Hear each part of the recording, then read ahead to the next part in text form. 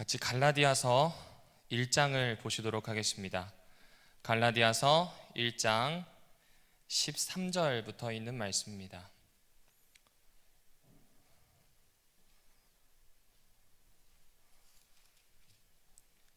갈라디아서 1장 13절부터 17절까지 함께 읽어보도록 하겠습니다. 시작. 내가 이전에 유대 교회에 있을 때에 행한 일을 너희가 들었거니와 하나님의 교회를 심히 박해하고 멸하고 내가 내 동족 중 여러 영갑자보다 유대교를 지나치게 믿어 내 조상의 전통에 대하여 더욱 열심히 있었으나 그러나 내 어머니의 태로부터 나를 택정하시고 그의 은혜로 나를 부르신 이가 그의 아들을 이방에 전하기 위하여 그를 내 속에 나타내시기를 기뻐하셨을 때에 내가 곧 혈육과 의논하지 아니하고 또 나보다 먼저 사도된 자들을 만나려고 예루살렘으로 가지 아니하고 아라비아로 갔다가 다시 다메섹으로 돌아갔노라. 감사합니다. 오늘 실제적으로 이제 갈라디아서를 시작합니다. 간단하게 개요를 보면 1, 2장이 자신의 사도권을 방어하는 내용입니다. 그리고 3, 4장이 복음에 대한 내용, 그리고 4, 5장이 여러 가지 권면과 실제 삶에 대한 이야기로 이어지는 책이 바로 갈라디아서입니다. 지난 시간에 말씀드렸던 것처럼 갈라디아서는 복음, 자유 이 두 가지를 키포인트로 이야기를 하고 있습니다. 오늘은 특별히 1장 전체에 있는 내용을 좀 살펴보면서 도대체 왜 바울이 그렇게 사도권을 방어했는지, 또 사도권을 방어하면서 바울이 알리고 싶었던 복음의 본질이 무엇이었는지 앞으로 계속 반복해서 살펴보실 텐데 그 내용을 좀 살펴보도록 하겠습니다. 혹시 이 뉴스를 보셨던 분 기억나시나요? 1995년도 겨울에 있었던 일입니다. 아실지 모르겠지만 이때 이스라엘 총리 이삭 라빈이라고 하는 이 총리가 저격을 당해 죽게 되었습니다. 암살범의 이제 총격에 맞아서 유명을 달리하게 됐습니다. 이 라빈 총리는 오슬로 협정을 맺었습니다. 팔레스타인이 굉장히 불안했는데 거기에 기초가 되는 이 팔레스타인 수반 지도자와 함께 평화협정인 오슬로 협정을 맺어요. 그래서 1994년도에 그 공을 인정받아서 이 자신의 정치 라이벌이었던 시몬 페트레스, 그 당시 팔레스타인 수반이었던 야셰르 아르파트, 이 두 사람과 함께 노벨 평화상을 받습니다. 그러니까 세계 평화에 이바지한 거죠. 왜냐하면 이 팔레스타인 분쟁 지역 문제는 해결되지가 않습니다. 근데 이제 이 기틀을 마련한 겁니다. 그리고 난 다음에 이 총리가 어떤 일을 하냐면요, 요르단과 평화협정을 추진하고 요르단과 평화협정을 맺어요. 잘했죠. 그런데 이게 불씨가 됩니다. 이스라엘의 강경파들이 이거 더 이상 좌시할 수 없다, 필요 이상의 행동을 하고 있다, 우리가 가지고 있는 민족의 정체성을 심각하게 훼손하고 있다 라고 하는 불만이 계속 들끓기 시작했습니다. 사실 이 총격으로 암살당하기 전에 라빈에 대한 암살 시도와 위협은 여러 번 있었습니다. 그런데 지금 이 1994년 노벨상 이 수상 다음 요르단과 평화협정이 딱 되자마자 이 사람은 끝까지 이러겠구나라고 생각을 해서 강경파에 소속되어 있었던 한 학생입니다. 당시 20대였던 이갈 아미르라고 하는 이 청년이 권총을 가지고 가서 저격을 하게 되었고 라빈은 유명을 달리하게 되었습니다. 이게 얼마나 대서특필되었는지 몰라요. 멀리 있는 우리나라에까지 뉴스로 나왔습니다. 그런데 조금 슬프고 의아했던 일이 하나 더 있어요. 이게 뭐냐면 라빈 총리가 죽은 다음에 이갈에 대한 재판이 이루어졌어요. 그런데 이 이갈이라고 하는 청년이 전혀 뉘우치지 않는 거예요. 왜 뉘우치지 않을까요? 자기는 법학도래요. 자기는 법학도이기 때문에 하나님의 법대로 이스라엘의 정체성을 훼손하고 있는 유대인 같지 않은 유대인을 제거한 거예요. 그가 지도자로 있으면 우리 이스라엘은 위험해요. 따라서 이 사람은 제거돼야 했고, 누군가 해야 할 일, 어쩌면 하나님이 했었어야 할 일을 누가 한 거예요? 자기가 한 거예요. 그러니까 전혀 뉘우칠까요? 뉘우치지 않을까요? 뉘우치지 않습니다. 이스라엘 관영 방송에서 이 법학도라고 하니까 전부 다 헷갈려 했어요. 이 사람이 이제 법을 공부하고 변호사가 되려고 했나 보다라고 생각한 겁니다. 근데 이스라엘에서 법학도라고 부르면 토라를 공부하는 학생입니다. 강경파 중에서도 율법적인 토라에 깊이 심취한 사람들, 그 사람들을 법학도라고 불러요. 그러니까 이 사람은요, 강경하게 모세 오경에 있는 말씀을 지켜야 된다는 열심이 라빈을 암살하는 데까지 가게 한 겁니다. 좀 잘 이해가 안 되시죠? 이와 똑같은 행동을 했던 사람이 누구냐면 회심하기 전에 바울, 사울이라고 하는 사람입니다. 사울 한번 잘 생각해 보세요. 이스라엘의 정체성을 훼손하는 이단들은 다 잡아들였는데 그 중에 나무에 달려 죽은 예수를 추종하고 성전을 3일 만에 뒤엎을 수 있다고 주장하는 예수의 사도들과 그의 교인들은 가만히 둘 수가 없었어요. 다 감옥에 넣던지 죽도록 내버려 뒀습니다. 심지어 스데반을 죽이는 그 장소에서는 옷을 맡아두었습니다. 여러 가지 의미로 해석이 됩니다. 중요한 것은 무엇이냐면 로마의 사법권 아래 있음에도 불구하고 불법적으로 어떻게 하고 있는 거예요? 스데반을 죽이는데 전혀 거리낌 없이 응당해야 하는 일로 여겼던 사람이 누구예요? 네, 사울이었습니다. 그런데 지금 그 사울이 회심을 하고 하나님의 사도가 되어 율법에 대한 열심이 아니라 예수님의 의에 대한 열심이 생겼습니다. 할례에 대한 열심이 아니라 예수의 은혜에 대한, 의에 대한 열심이 생겨버렸어요. 그리고 그가 다니면서 전도하는 곳곳마다 교회가 세워지는데 그 교회들은 가히 급진적입니다. 율법에 대한 모든 것들은 무시할 수 있고 율법에 대한 모든 것들은 정리할 수 있어요. 예수님의 의라고 하는 것으로 똘똘 뭉칠 수 있고 진짜로 그렇게 뭉쳤어요. 엄청났습니다.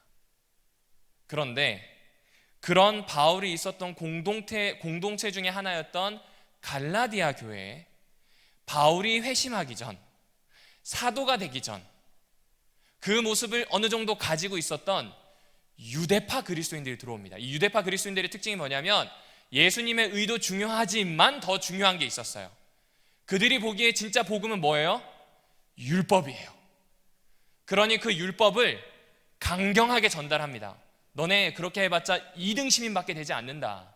예수의 의보다 더 나은 것이 있는데, 더 필요한 것이 있는데 그것은 율법이다.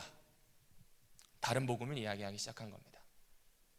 그리고 이 사람들은 어떻게 하냐면 마치 라빈을 암살했던 이 아미르처럼, 마치 그 이전에 그리스도인들을 철저하게 박해하였던 바울처럼 지금 바울을 어떻게 하냐면 이제 공격하기 시작합니다. 너는 진짜 그리스도인이 아니야. 왜? 유대인이 아니기 때문에. 너는 함량 미달의 사도야. 왜? 네가 유대인이면서 그리스도인이라고 하면 율법을 지켜야 된다고 얘기하고 유대인처럼 만들어야 되는데 그 이야기를 해요, 안 해요? 안 해요. 그러니 지금 뭐 하는 거예요? 바울을 공격하는 겁니다. 이제 이러한 배경에서 지금 갈라디아서를 읽게 될 겁니다. 자, 그런데 이러한 공격을 받게 되니까요, 바울이 지금 이렇게 막 마음에 불이 났던 모양이에요. 이 편지를 쓰는데 알고 계신 것처럼 과격합니다. 근데 저도 이걸 읽을 때마다 그냥 과격한가 보다 이렇게 생각했는데 다른 서신들과 좀 대조해 보니까 조금 그게 다르게 와닿았습니다. 지금 슬라이드로 나가고 있는 게 에베소서 1장 1절입니다. 제가 읽어드리겠습니다. 하나님의 뜻으로 그리스도 예수의 사도가 된 나 바울이라고 표현합니다. 에베소에 사는 그리스도 예수를 믿는 성도들에게 이 편지를 쓴다. 그렇죠? 하나님의 뜻으로 내가 사도가 되었다. 에베소에 있는 사람들에게 편지를 쓴다. 그들은 예수를 믿는 믿음 안의 성도들이다. 데살로니가후서 1장 1절입니다. 바울이 역시 씁니다. 물론 실로아노와 디모데와 같이 있습니다. 그런데 역시 예수 안에 있다. 데살로니가 교회에 있는 이 데살로니가 교회에 편지를 쓴다라는 내용으로 시작해요. 하나 더 보실까요? 빌립보서입니다. 그리스도의 종인 바울이 쓰고요, 예수님 안에 있는 빌립보에 살고 있는 모든 성도와 감독들에게 이 편지를 쓴다라는 표현이 나와요. 지금 공통되는 게 보이시나요? 편지를 보내는 발신인인 나 바울과 함께한 사람. 두 번째는 수신하는 교회. 그리고 세 번째는 이 편지를 쓴다는 그 당시 편지 형식에 맞춘 일반적이면서도 필요한 인사, 그리고 그 성도들에 대한 묘사예요. 개정 개혁판에 보게 되면 신실하다는 표현도 있습니다. 하지만 세번역 방금 보신 거에 보게 되면 예수님 안에 있다, 이 이야기를 합니다. 그런데 이 갈라디아서 1장 1절부터 3절에 보면 이야기가 좀 다릅니다. 다시 보실까요? 사람들이 시켜서 사도가 된 것도 아니요, 사람이 맡겨서 사도가 된 것도 아니요, 예수 그리스도께서 그리고 그분을 죽은 사람들 가운데서 살리신 하나님 아버지께서 임명하심으로써 사도가 된 나 바울은, 이러면서 시작을 해요. 뭐 다른 인사말 없어요. 구성원에 대해서 표현하고 있는 거 완전 생략됐습니다. 신실하지도 않고 예수 안에도 있지 않다는 걸 보여주고 있는 거예요. 편지한다는 내용 없이 내가 편지하노니라는 이런 표현이 있잖아요. 그 표현 없이 바로 써요. 왜 그럴까요? 지금 할 말이 여기까지 찼어요. 이 할 말이 여기까지 찼고 이거 바로 해야 돼요. 나에게 지금 충분히 차 있는 이 이야기를 전달해서 갈라디아 교회가 가지고 있는 문제를 해결해야 된다고 생각한 거예요. 그래서 지금 그렇게 뱉어내고 있습니다. 그리고 더 중요한 게 있어요. 바울 편지에서 갈라디아서가 유일하게 자신에 대한 변증을 좀 많이 담고 있습니다. 1장 1절 앞에 혹시 나는이라는 글자를 한번 붙여서 다시 읽어보실까요?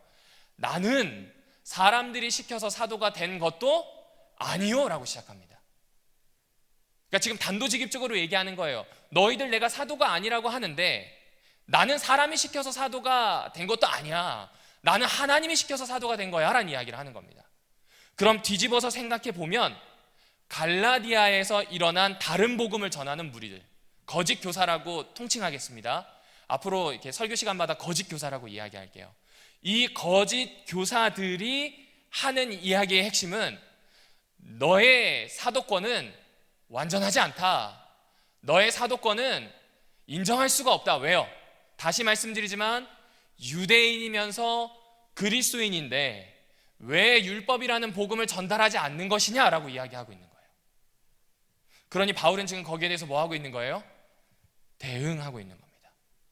그 대응이 갈라디아서 1장 10절입니다. 지난 이 금요일에 잠깐 살펴보셨지만 이런 내용이 있습니다. 내가 지금 사람들의 마음을 기쁘게 하려 하고 있습니까? 아니면 하나님의 마음을 기쁘게 해드리려고 하고 있습니까?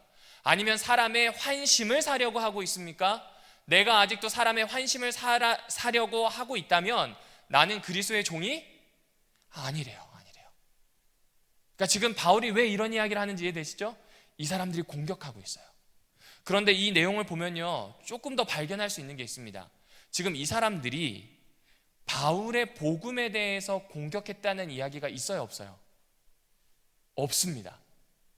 그러면 바울이 사도가 아니라고 얘기할 수 있겠네요. 왜냐하면 이 사람이 사도가 아닌데 복음을 전하고 있으면 이 복음은 많이 의심해 봐야 돼요. 사도라고 인정된 상태에서 바울이 복음을 전하고 있다면 믿을만 한데 사도가 아니라고 하면 이거 문제가 큽니다. 그런데 바울에게 대해서 사도가 아니라는 말 하고 있어요, 없어요? 없어요. 사도가 아니라는 말 안 하고 있어요. 다시 한번 1장 10절을 보실까요? 1장 1절과 비슷한 게 있어요. 사람이 세웠고 사람을 기쁘게 하고 사람이 했다는 이야기를 합니다. 여러분, 이 이야기를 하는 이유는 이겁니다. 그 당시에 있었던 사도는 12사도뿐만 아니라 여러 다른 사도들이 있었습니다. 특별히 갈라디아서 1장 19절에도 나오고요, 종종 바울 서신 여기저기에서도 다른 사도들의 증거들을 볼 수 있기는 합니다. 근데 지금 더 중요한 건 뭐냐면 이 사도들이 어떤 사람이었는지에 대한 거예요.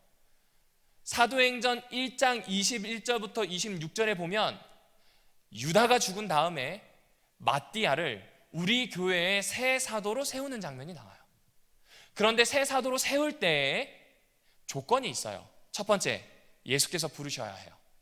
일단 예수께서 부르신 사람 중에 나와야 합니다. 두 번째, 우리와 함께 출입하는 사람이어야 합니다. 함께 생활했어야 돼요. 그 다음 세 번째, 예수의 복음, 즉 예수 그리스도의 죽으심, 부활, 메시아가 되심을 전달할 수 있는 준비가 어떻게 된 사람이요? 완벽하게 된 사람이요. 근데 그 중에 지금 바울의 결격 사유는 딱 한 가지예요. 예수님과 함께 했어요, 안 했어요? 그렇죠. 그거 물고 늘어지는 거예요. 그러니까 너가 가지고 있는 복음은 모르겠어. 근데 적어도 바울 당신이 가지고 있는 사도성은 좀 의심해 봐야 되지 않을까? 예수님과 함께 있지 않았잖아요. 당신이 사도가 되었다는 건 사실 아나니아에게 안수기도 받았다는 거 하나, 두 번째는 바나바가 안디옥 교회를 세울 때 거기에서 함께 했다는 하나, 그 정도밖에 없잖아요. 이야기를 하는 거예요. 사도가 아니라는 말도 복음이 틀렸다는 말도 아닙니다. 당신은 하나님이 아닌 사람이 세웠다는 이야기로 몰아붙이고 있습니다. 몰아붙이고 있습니다. 그러니까 지금 사도 바울이 하고 싶은 이야기는 딱 한 가지겠죠. 나는 사람이 세운 것도 아니고 사람을 위하지도 않고 그리스도의 종 예수께서 나를 세우셨습니다. 이 이야기를 지금 너무 하고 싶은 거예요. 왜냐하면 그 이야기가 되어야 지금 거짓 교사들이 이야기하는 다른 복음을 밀어낼 수가 있어요. 정리할 수가 있습니다. 자, 그럼 도대체 다른 복음은 무엇일까요? 다른 복음은 무엇일까요? 앞으로 쭉 살펴보겠지만요, 비슷한 문제를 겪고 있었던 고린도 교회에게 보내는 편지에서도 다른 복음에 대한 내용을 확인할 수 있습니다. 이 고린도 교회도 딴 복음 따라 많이 쫓아갔거든요. 11장 4절입니다. 요건 좀 같이 읽어보겠습니다. 시작. 어떤 사람이 와서 우리가 전하지 않은 다른 예수를 전해도 여러분은 그러한 사람을 잘도 용납합니다. 여러분은 우리에게서 받지 아니한 다른 영을 잘도 받아들이고 우리에게서 받지 아니한 다른 복음을 잘도 받아들입니다. 그렇죠. 다른 복음이 뭐예요? 다른 예수예요. 다른 복음이 뭐예요? 예수가 아닌 그것을 전하는 소식이에요. 다른 복음이 뭐예요? 예수께서 약속하신 성령이 아닌 다른 영에 대한 것들이에요. 그런데 그 엇비슷한 문제가 어디에서 지금 일어나고 있다고요? 고린도에서도 그리고 갈라디아에서도 일어나고 있다는 이야기를 지금 바울이 자신의 편지를 통해서 하는 겁니다. 그러면서 뭐라고 이야기하냐면 갈라디아서 1장 6절에 이렇게 이야기하죠.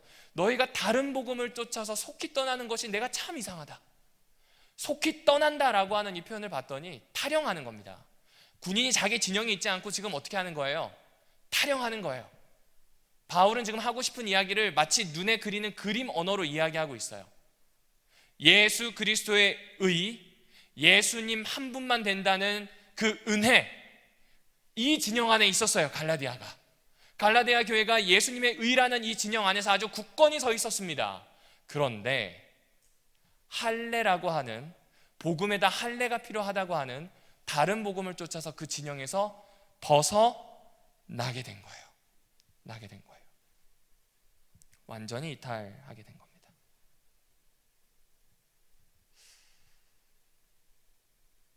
그러면 다른 복음의 메시지가 딱 잡히네요. 따라해 볼게요. 복음 플러스 알파. 맞습니다. 복음 플러스 뭐라고요? 알파예요. 알파. 예수의 의도 필요하지만 율법도 필요하다는 거예요. 예수의 의도 필요하지만 할례도 필요하다는 거예요. 할례 버린 거라고 했는데 거짓 교사들이 하는 이야기는 예수의 복음도 필요한데 할례도 해야지, 율법도 지켜야지, 정결법, 제사법 따라해야지, 다 따라해야지. 혹시 우리는 어떻습니까? 확실히 복음은 예수님으로부터 시작되는 거 맞습니까? 그럼 안식일도 복음인가요? 그럼 안식일이 어째서 복음인가요? 안식일 지키지 않으면 구원받지 못합니까? 아니죠. 여기서부터 많이 혼돈이 옵니다. 이 개신교회에 있는 교우들은 주일을 지킵니다. 주일 지켜야 합니까? 이게 복음인가요? 11조 드려야 합니까? 어떻게 해야 합니까? 복음의 본질을 보았을 땐 그것들은 사실 비본질입니다. 정말 엄밀히 이야기하면 비본질입니다. 복음은 딱 하나밖에 없습니다. 뭐밖에 없다고요? 예수님의 의, 예수님의 죽음과 부활, 이거 하나예요. 이거 하나입니다. 지금 PPT에 나오고 있을 텐데요, 정노의 계단에서도 이렇게 얘기합니다. 사람이 죄에서 벗어나서 성결하여지려면 먼저 마음속에서 작동하는, 동작하는 능력이 있어야 한다라고 표현합니다. 그런데 그건 어디서부터 와요? 위에서부터 와요? 아래에서 와요? 안 와요. 어디서부터 온다고요? 위에서부터 와요. 근데 그 위에서부터 오는 것을 뭐라고 표현하냐면 오직 그의 은혜만이란 표현을 해요. 누구의 은혜예요? 오직 그의, 곧 예수님의 은혜만이에요. 그 외의 것들은 사실은 복음이라고 하는 한 가지 주제로 놓고 보았을 때는 본질이 아닙니다. 그럼 이제 이렇게 얘기하면 이게 좀 불편합니다.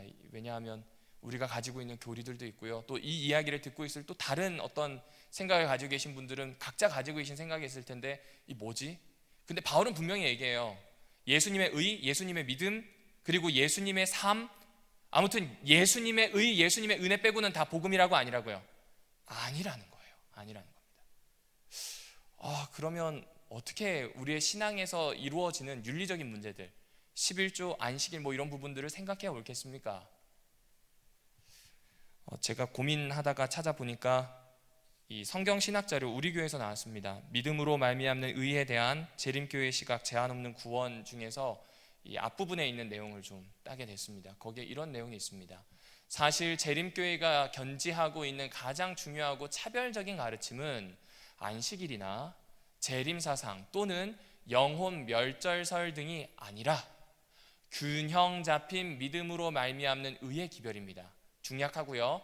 어떤 의미에서 엘렌 화이트 70년 봉사 기간에 줄곧 믿음으로 말미암는 의, 믿음으로 말미암는 구원의 교리를 균형지게 세우는데 정말 심혈을 기울였다고 말할 수 있습니다 라고 설명하고 있습니다.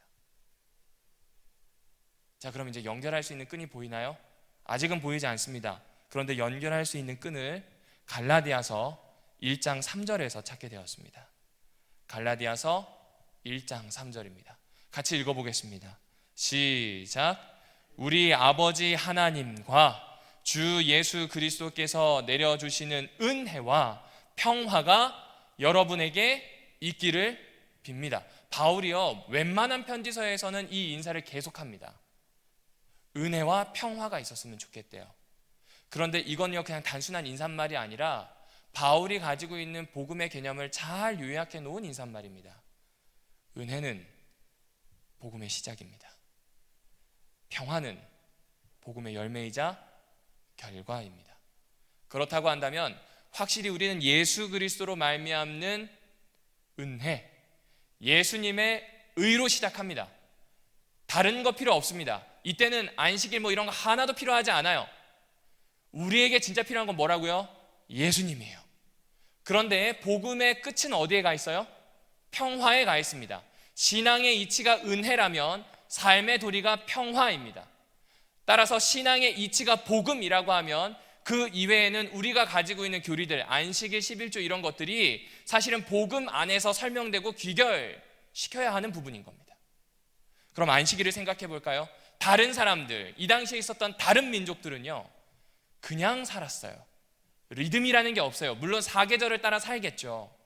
하지만 그들에게 큰 리듬은 없습니다. 그냥 삽니다. 사실은 요새 그냥 살기도 힘들긴 합니다. 여하튼 그냥 삽니다. 그런데 안식일을 지키게 되면 그 안에서 리듬이 발생합니다. 그 리듬은 무엇이냐면 나의 시간과 하나님의 시간이 일치되기를 소망하는 리듬이 생깁니다. 하나님이 쉬셨기에 내가 쉬어요. 딴 사람들이 아무리 일하고 다른 사람들이 집단적으로 아무리 노동을 하면서 나에게 어떤 경제적인 압박 같은 게 느껴진다 할지라도 내가 쉴 수 있는 것은 나의 시간을 하나님의 시간에 붙인 거예요. 동시에 안식일은 영원을 향합니다. 하나님께 주시는 구원의 핵심은 죄로부터의 쉼도 포함하고 있어요. 예수의 재림을 고대하는 거예요. 우리의 구원의 날이 이를 것에 대한 기대가 어디에 들어가 있어요?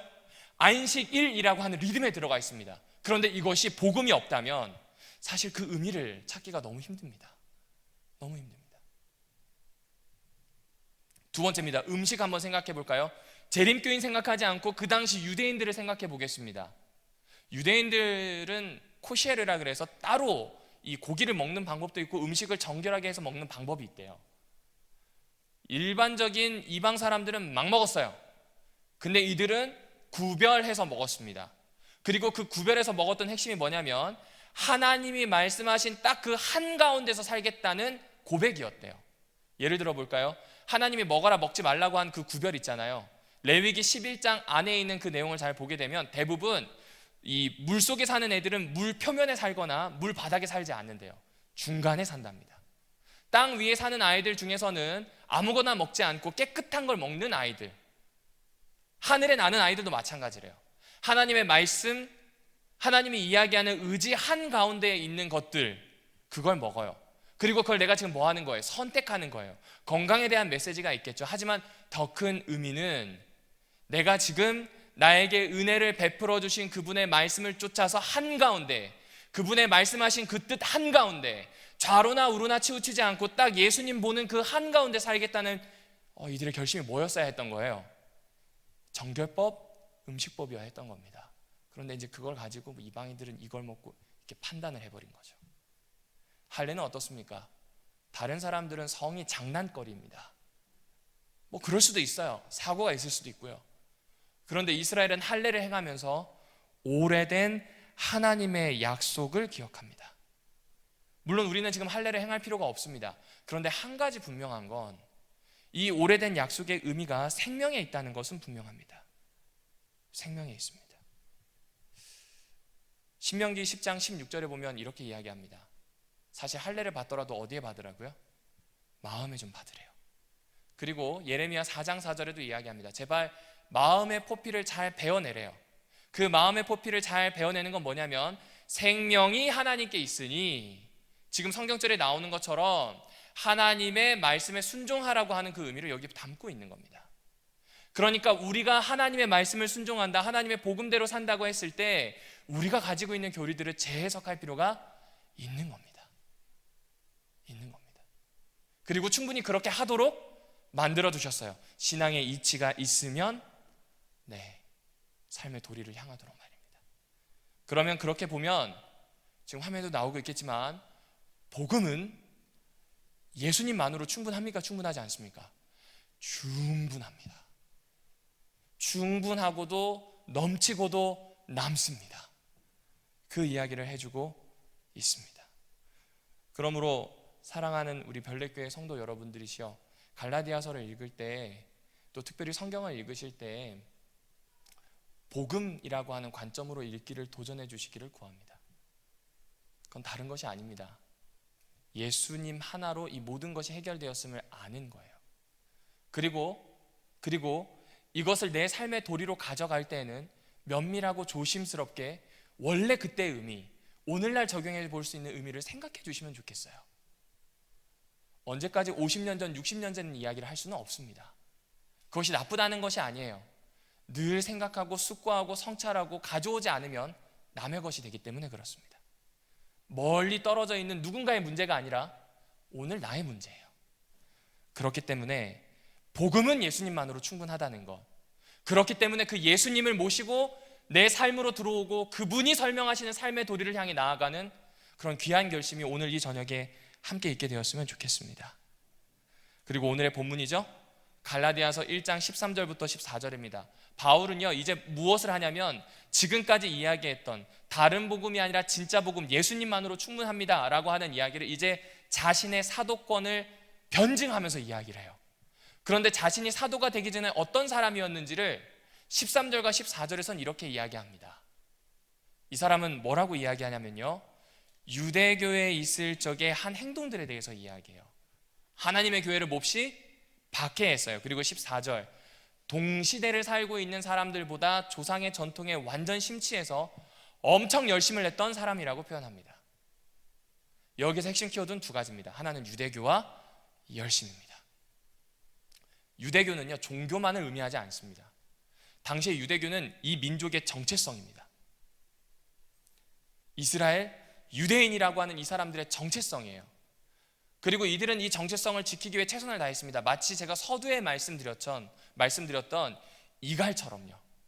이갈 아미르라고 하는 청년처럼 율법을 수호하지 못하는 일이 없도록 유대인들을 충실하게 가르쳐야 한다. 유대인들에게 충실하게 가르칠 뿐만 아니라 지도해야 한다. 필요하다면 열심을 가지고 움직여야 한다. 그 움직임에는 폭력도 포함된다라는 이야기까지 할 수 있을 만큼요. 그 사람이 누구였을까요? 네, 바울입니다. 그러니까 이건 민족 정체성 수호와 종교 정신에 다 들어가는 겁니다. 한마디로 유대인이 하나님의 백성이라고 하는 사실을 자신들 나름대로 지키고 싶었던 체계가 유대교예요.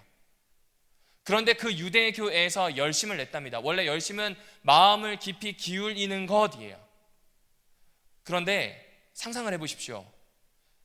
바울이라고 하는 이 사람은 바리새인들 중에 가말리엘 수하에서 뛰어난 사람이었습니다. 젊은 나이에 산헤드린에 들어갈 만큼 율법에 박식할 뿐만 아니라 아주 유려하게 가르쳐낼 수 있는 사람이었고, 심지어 로마의 시민권도 있고 헬라 말로 이 어려운 율법을 가르칠 수 있는 능력 있는 사람, 소위 천재라고 부르는 사람이에요. 이 사람에게 있어서 토라는 마치 손바닥을 들여다보듯이 훤합니다. 그리고 그가 가말리엘 수하에서 공부할 때 율법만 공부했을까요? 아니요. 구약 성경에 나오는 역사서들을 쭉 훑어봤겠죠. 그 역사의 명암을 같이 봤을 겁니다. 밝은 그때는 성광처럼 지나갔어요. 여호와 하나님의 말씀을 순종하는 그때는 너무나 빨리 지나갑니다. 하지만 거듭거듭 되풀이해서 여호와 하나님의 명령을 무시했던 그때에는 길었어요. 힘이 들었고요. 재앙이 왔습니다. 그 사실을 보았어요.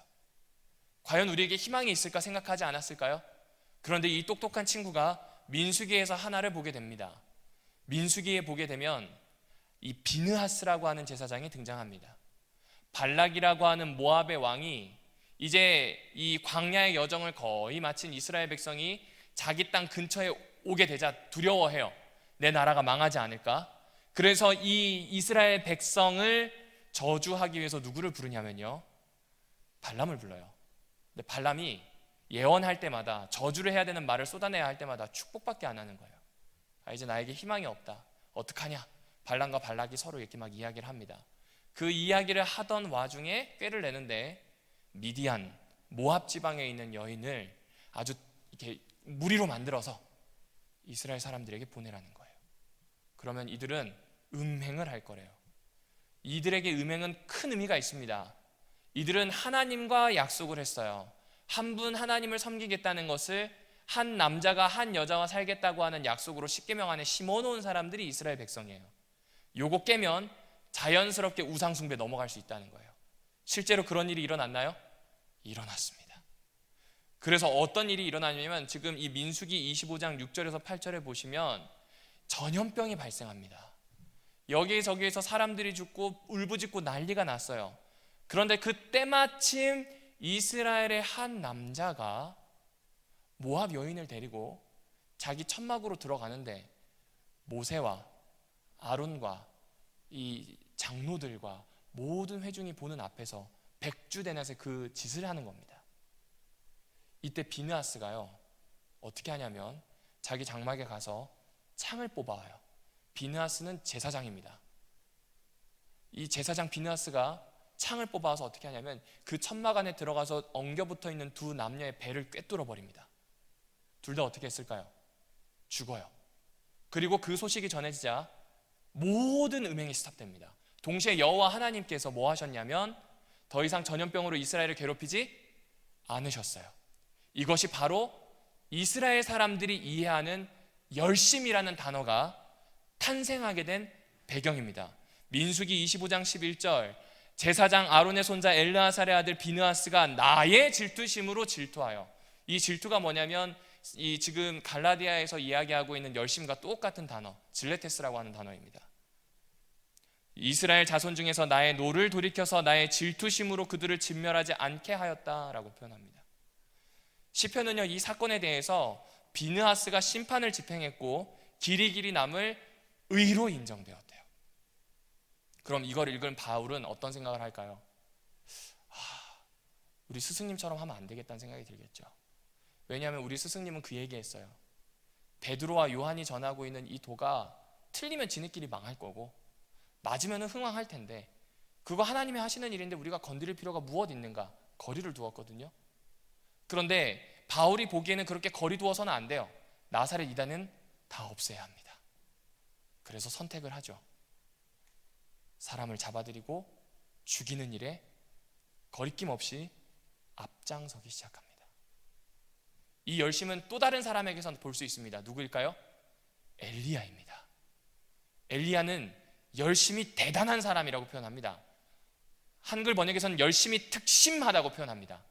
이 사람이 했던 일은 바알과 아세라에게 모두 순응하였던, 우상 숭배하는 일을 모두 순응하였던 그 시대에 바알과 아세라의 800여 명의 선지자들을 도륙해버린 사람입니다.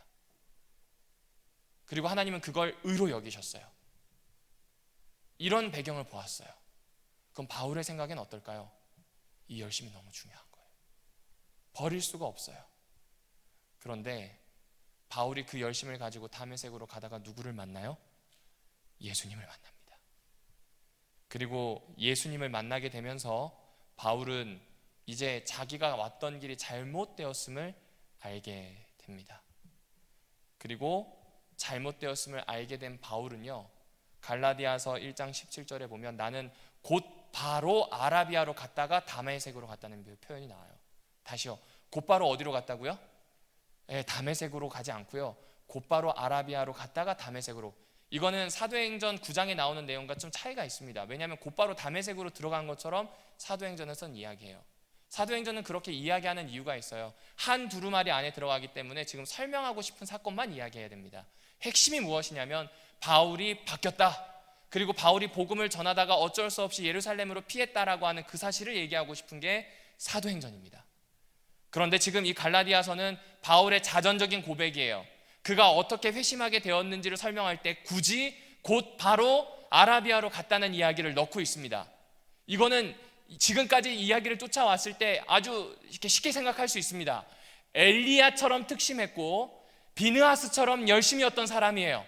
그 열심을 끊임없이 벤치마킹했고 그렇게 살아왔던 사람의 인생이 송두리째 바뀌었습니다. 마치 열심히 여호와 하나님의 말씀대로 살았다가 완전히 망해서 아라비아 광야로 떠났던 엘리야나, 자신이 지금까지 옳다고 믿었으며 교회를 박해했던 이 사울이 실패하고 떠난 아라비아 광야나 비슷하다는 걸 바울은 의도적으로 보여주고 있는 거예요. 엘리야의 이야기나 내 이야기가 같다는 걸 보여주고 싶은 거예요. 엘리야는 거기서 뭐 했습니까? 불평불만합니다. 그 불평불만할 때 나는 열심히 있었습니다. 그런데 아무도 없습니다. 나는 열심히 했습니다. 그런데 결과가 이겁니다. 울분을 토해요. 그때 하나님은 큰 것들을 보여주시다가 세미한 음성으로 말씀하십니다. 그리고 여차저차한 어떤 이야기를 알아들었는지 이제부터 이 엘리야에게 이 말씀을 하시죠. 열왕기상 19장 15절입니다. 주님께서 그에게 말씀하셨다. 너는 돌이켜 광야 길로에서 다마스쿠스 다메섹으로 가거라. 거기에 이르거든 하사엘에게 기름을 부어서 시리아의 왕으로 세우고, 그리고 그 다음 절에 보면 엘리사에게 기름을 부어서 선지자로 삼으란 이야기가 나옵니다. 사랑하는 성도 여러분들이시여, 이 이야기를요 바울이 로마서 11장에도 그대로 씁니다. 로마서 11장에 여전히 남겨져 있는 로마 교회와 자기 자신을 엘리야와 7천인에 빗대어서 이야기하는 거예요. 우리밖에 남지 않았다고 생각하는 바로 그때에 하나님이 말씀하셨고 다시 다메섹으로 돌아갔던 것처럼 우리 역시 다시 다메섹으로 돌아갈 거라는 거예요. 다시 다메섹으로 돌아가서 엘리야가 왕을 세우고 선지자를 세워서 우상 숭배를 막을 수 있는 길을 놓았던 것처럼 이제 바울은 자기가 마치 그런 선지자적 직분을 가지고 다메섹으로 돌아와서 예수를 왕으로, 예수를 메시아로 선포한다는 겁니다. 그럼 지금 이 이야기를 들으면 사람들이 여러 가지로 팡팡팡 맞는 거예요. 이 사람이 사도가 아닐 거라고 생각했는데 엘리야에게서 온 소명까지 가지고 있구나. 이 사람이 사도가 아니라고 생각했는데 예수에 대해서 정통하고 있구나. 심지어 예수님이 그를 이끄셨구나. 이거 알게 돼요. 예루살렘의 호소에서 바울을 매장시키고 싶은데 오히려 예루살렘에선 지지할 수밖에 없는 이야기를 이 사람이 하고 있구나. 유대인들이 보기에도 인정할 수밖에 없는 이야기를 하고 있구나를 알게 되는 겁니다. 따라서 복음에는 열심이 필요하지 않습니다. 복음에는 무엇이 필요하지 않다고요? 열심이 필요하지 않습니다. 복음은 예수만으로 충분합니다. 복음은 오직 예수님의 의만으로 충분합니다. 다른 복음으로 가서는 아니 됩니다. 열심을 낼 필요도 없습니다. 내어서도 안 됩니다. 내가 열심을 내야 될 열심이 하나 있다면 하나님을 만나기 위해서 아라비아로 가는 열심, 내가 열심히 내야 되는 또 다른 열심이 있다면 그 아라비아에서 하나님의 명령을 쫓아 예수를 그리스도라고 설명하는, 선포하는 다메섹으로 가는 그 열심, 그것이 있어야 한다는 걸 바울이 이야기하는 거예요. 그럼 이 이야기는 단순히 거짓 교사들을 치는 게 아니라 그들의 마음까지 돌이키고자 하는 바울의 노력이 들어가 있는 이야기입니다. 사랑하는 별내교회 성도 여러분들이시오, 오늘 조금 긴 시간 동안 이 갈라디아서 1장을 살펴보셨습니다. 1장과 2장을 조금 더 읽어주십시오. 조금 더 읽어주시면 정말 더 많은 내용들을 얻으실 수 있습니다. 복음은 예수님만으로 충분하며 복음은 열심을 낼 필요가 없습니다. 종교적 열심을 낼 필요가 없음을 꼭 기억해 주셨으면 감사하겠습니다.